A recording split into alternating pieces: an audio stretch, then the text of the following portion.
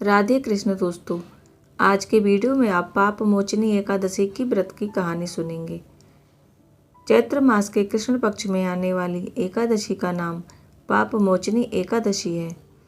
इस एकादशी का व्रत करने से मनुष्य के सभी प्रकार के पापों का शमन होता है और भगवान श्री हरि की कृपा प्राप्त होती है।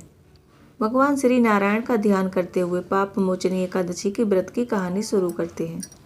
धर्मराज युधिष्ठिर बोले, हे जनार्दन, चैत्र मास के कृष्ण पक्ष में आने वाली एकादशी का नाम क्या है तथा उसकी विधि क्या है? कृपया करके मुझे बतलाइए। भगवान श्री कृष्ण बोले, हे राजन, चैत्र मास के कृष्ण पक्ष में आने वाली एकादशी का नाम पाप मोचनी एकादशी है। इसके व्रत के प्रभाव से मनुष्य के सभी प्रकार के पापों का नाश होता है। यह व्रतों में उत्तम व्रत है। इस पाप मोचनी एकादशी के महात्म्य के श्रवण व पठन से समस्त पापों का नाश हो जाता है। एक समय देवर्षि नारद ने जगत पिता ब्रह्मा जी से कहा, महाराज, आप मुझसे चैत्र मास के कृष्ण पक्ष की एकादशी का विधान कहिए। तब ब्रह्मा जी कहने लगे कि हे नारद, चैत्र मास की कृष्ण पक्ष की एकादशी पाप मोचनी एकादशी के रूप में मनाई जाती है। इस दिन भगवान विष्णु का पूजन किया जाता है। पुराणों की कथा के अनुसार प्राचीन समय में चित्ररथ नामक एक रमणीक वन था। इस वन में देवराज इंद्र गंधर्व कन्याओं तथा देवताओं के सहित स्वच्छंद विहार करते थे। एक बार मेधावी नामक ऋषि भी वहां पर तपस्या कर रहे थे।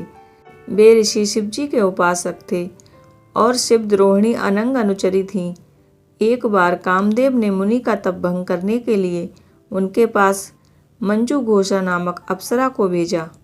युवावस्था वाले मुनि अप्सरा के हाव भाव, नृत्य, गीत आदि पर काम मोहित हो गए। रति क्रीड़ा करते हुए 57 वर्ष बीत गए। एक दिन मंजू घोषा ने देवलोक जाने की आज्ञा मांगी। उसके द्वारा आज्ञा मांगने पर मुनि को भान हुआ और उन्हें आत्मज्ञान हुआ कि मुझे रसातल में पहुंचाने का एकमात्र कारण अप्सरा मंजू घोषा ही है। क्रोधित होकर उन्होंने मंजू घोषा को पिशाचिनी होने का श्राप दे दिया। श्राप सुनकर मंजू घोषा ने कांपते हुए अपनी मुक्ति का ऋषि से उपाय पूछा। तब मुनि ने पाप मोचनी एकादशी का व्रत रखने को कहा और अप्सरा को मुक्ति का उपाय बताकर पिता चमन के आश्रम में चले गए।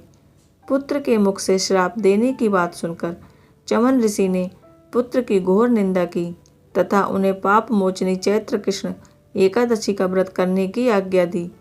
एकादशी व्रत के प्रभाव से मंजू घोषा अप्सरा पिशाचिनी देह से मुक्त होकर देवलोक चली गई।